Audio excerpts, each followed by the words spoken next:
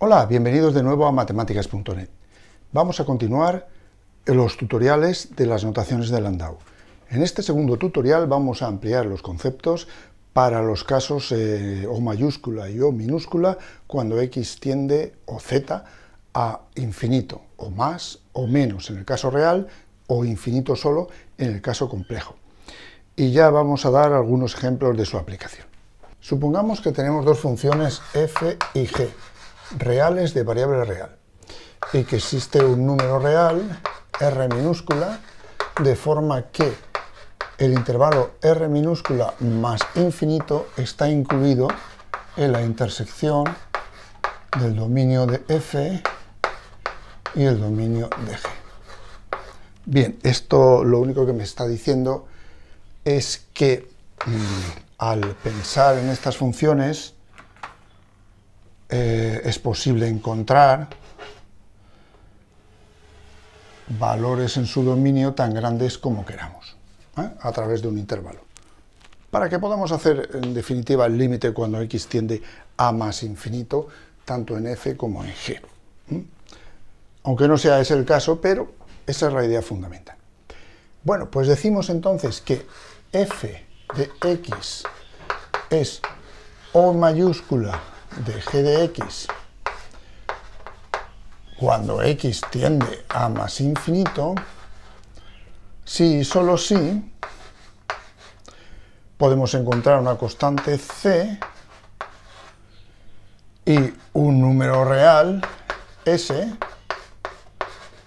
de manera que el valor absoluto de f de x sea menor o igual que c, la constante, por g de x,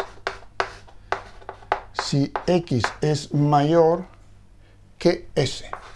Incidentalmente ese s también se supone mayor que el r que hemos convenido aquí, ¿vale? Es decir, a partir de un determinado número real s, f no es tan grande como g, ¿vale? Al menos como máximo es igual, por así decirlo. Si esto fuera, por ejemplo, f, pues g tendría que ser o igual o mayor, multiplicada por una constante, por supuesto. ¿De acuerdo? Bien, ¿cómo modificamos esto en el caso de que x tienda a menos infinito? Pues volvemos a suponer funciones f y g reales de variable real, que existe un número real r, de forma que el intervalo menos infinito r abierto está incluido en el dominio de f intersección dominio de g, y decimos entonces que f de x es O mayúscula de g de x cuando x tiende a menos infinito, si solo si, como antes, existe una constante mayor que 0, un número real, s, de forma que el valor absoluto de f de x es menor o igual que c por el valor absoluto de g de x si x es menor que s, el cual se supone incidentalmente a su vez menor que r. ¿Vale? Y ahora la situación se plantea en el otro sentido. Es decir, tenemos que a partir de este valor s podemos asegurar que f de x no sobrepasa a c por g de x. ¿Vale? De aquí hacia el menos infinito. Muy bien. Como veis, no es demasiado complicado adoptar la idea que hemos dado antes de las notaciones O mayúscula para este caso. Ahora veamos las notaciones O minúscula de forma adecuada para el caso x más y menos infinito. De nuevo, consideremos dos funciones reales de variable real, que existe un número real r, de forma que r más infinito está incluido en el dominio común Y ahora decimos que f de x es O minúscula de g de x cuando x tiende a más infinito, en el caso de que para todo epsilon exista un s que depende de epsilon, ¿vale? Un número real, de forma que el valor absoluto de f de x es menor o igual que epsilon por g de x si x es mayor que s de epsilon. Y ese se supone, ese s de epsilon, mayor que ese r que hemos tomado al principio. ¿Vale? O sea, cuidado aquí, porque para cada epsilon habrá un s diferente que cumplirá esto. ¿De acuerdo? Como antes, si suponemos que a partir de un determinado valor m, la función g de x es diferente de 0, ¿vale? Entonces podríamos ajustar este cociente para que diera esto si x es mayor que s de epsilon y a su vez s de epsilon mayor que m, que a su vez sería mayor que r. ¿Vale? Se puede encontrar con facilidad esas condiciones.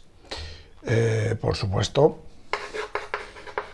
si para todo epsilon existiera un s de epsilon que verificara esto, entonces podríamos asegurar que el límite cuando x tiende a más infinito de f de x partido g de x es 0. Pero como veis, eso depende también de esta hipótesis que hacemos.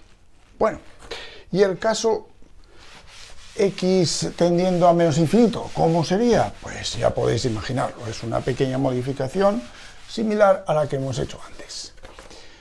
De nuevo, volvemos a pensar en la posibilidad de encontrar un intervalo de esta forma, menos infinito r, incluido en la intersección de los dominios, y decimos ahora que f de x es O minúscula de g de x cuando x tiende a menos infinito, si para todo epsilon mayor que 0 podemos encontrar un s de epsilon, que dependerá, claro, del propio epsilon, de manera que f de x en valor absoluto es menor o igual que epsilon por g de x en valor absoluto, si x es menor que s de epsilon, el cual, como veis, también exijo que ocurra esto, para que tenga sentido el cálculo.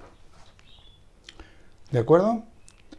Bien, podemos hacer las mismas consideraciones que he hecho antes para el caso en el que g de x sea diferente de 0, ¿no? O sea, asegurar eso de que el límite cuando x tiende a menos infinito del cociente de f y de g es 0. Pero esto no me lo dice directamente, ¿eh? Tendríamos que poner esa hipótesis adicional y ajustarlo. Muy bien, esto en cuanto a funciones reales de variable real. ¿Pero qué pasaría con las funciones complejas de variable compleja?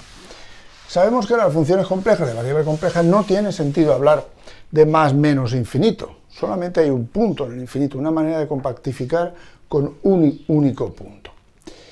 Entonces, ¿cómo podemos ajustar las definiciones? No es muy difícil de ajustar. Lo que hacemos es lo siguiente.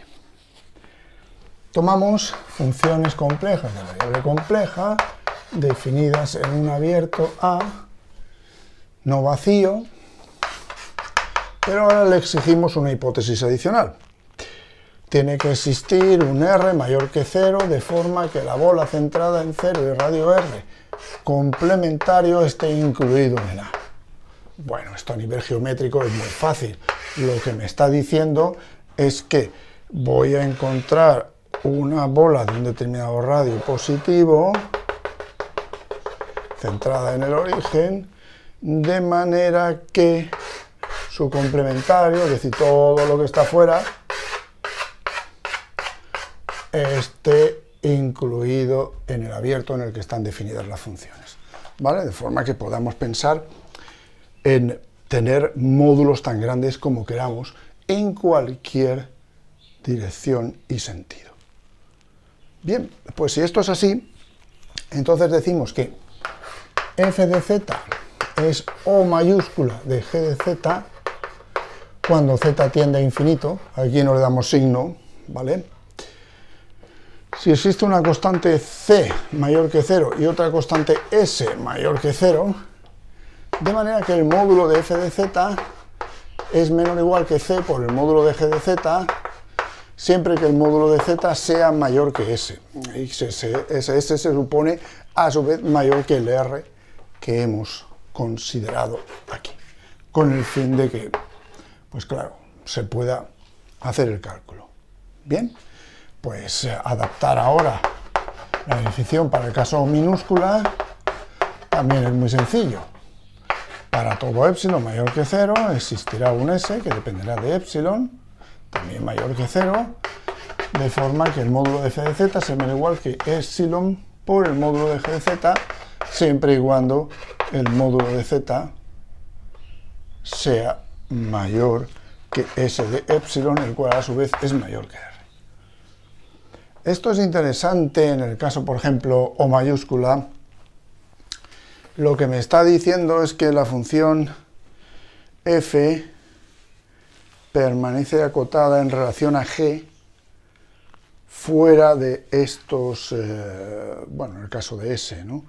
Fuera de uno de estos, de estas bolas, ¿eh? En la dirección que vayamos, f permanece acotada en módulo en relación a c. Y aquí, pues también podríamos pensar, siempre y cuando no se anulara g, que el cociente se puede hacer tan pequeño como queramos a medida que nos alejamos, ¿vale? Es decir, que el cociente de f y de g tiende a 0 a medida que nos alejamos del origen en cualquier dirección. Muy bien, esto en cuanto a las definiciones para el caso de más y menos infinito. Y ahora vamos a ver algunas aplicaciones concretas de estas definiciones. Bien, vamos a probar esto tan interesante. Una función real de variable real sería continua en un punto x sub 0 si solo si f de x se pudiera poner como f de x sub 0 más una función o minúscula de 1. Vamos a ver, esto querría decir que f de x menos f de x sub 0, por ejemplo, en el caso de que se diera esto, es igual a una función o minúscula en 1. O sea que para todo epsilon va a existir un delta, por supuesto para todo epsilon mayor que 0, un delta mayor que 0, que dependerá de epsilon, de forma que f de x menos f de x sub 0 en valor absoluto sería menor o igual que epsilon por 1, siempre y cuando x menos x sub 0 fuera menor que delta de epsilon. Pero esta es la definición de la continuidad de f en x sub 0, como veis, ya que esto lo que me está diciendo es que el límite cuando x tiende a x sub 0 de f de x es igual a f de x sub 0. ¿Lo veis? Y recíprocamente también se puede ver de manera muy sencilla, aplicando la definición.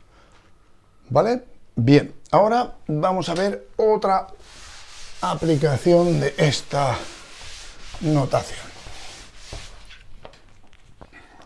Por ejemplo, fijaos, el límite cuando x tiende a 0 de e elevado a x menos 1 partido de x es igual a 1. Bien, pues eso quiere decir que el límite cuando x tiende a 0 de e elevado a x menos 1 partido de x menos 1 es igual a 0.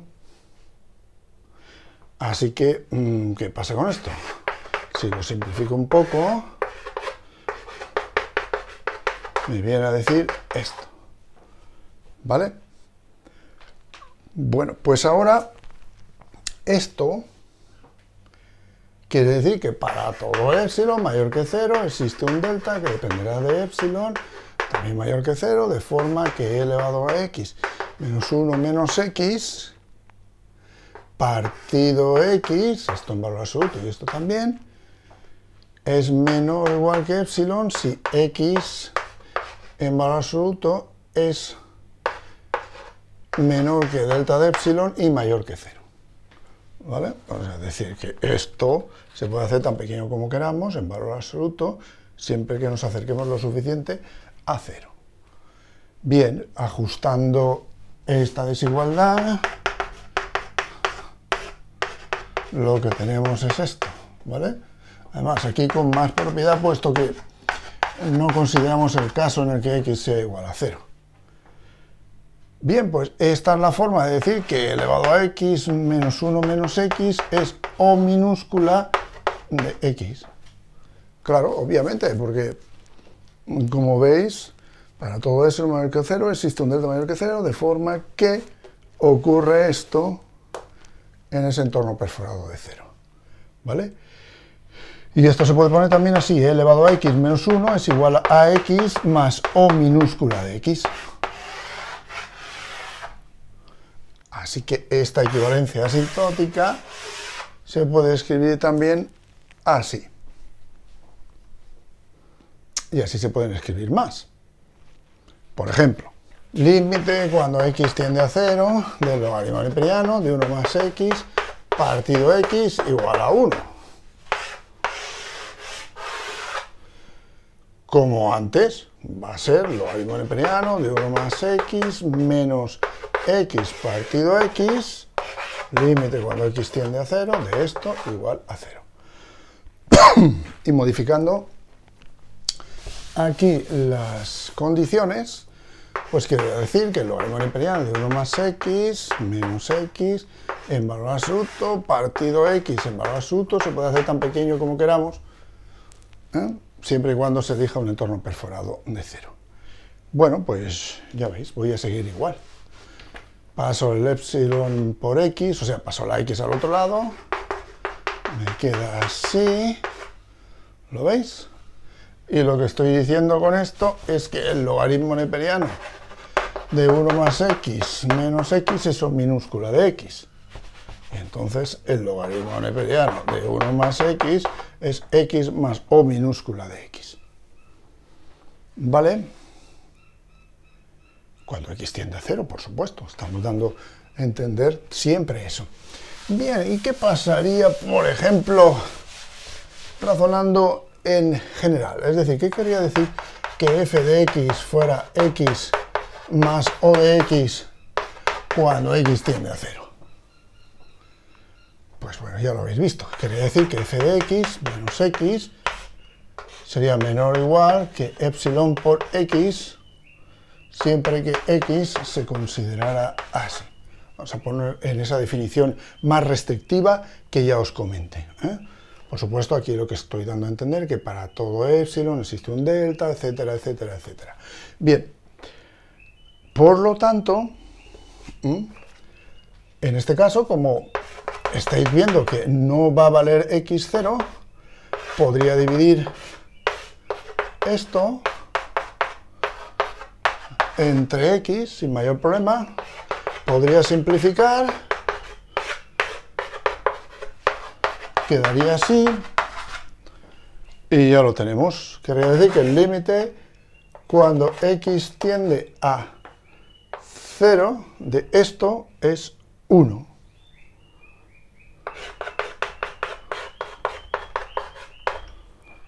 O lo que es lo mismo, que f de x es asintóticamente equivalente a x cuando x tiende a 0. ¿Lo veis? Y así hay muchas equivalencias asintóticas, que se podrían escribir, por supuesto, pues con esta notación. ¿De acuerdo? Bien, con esto termino.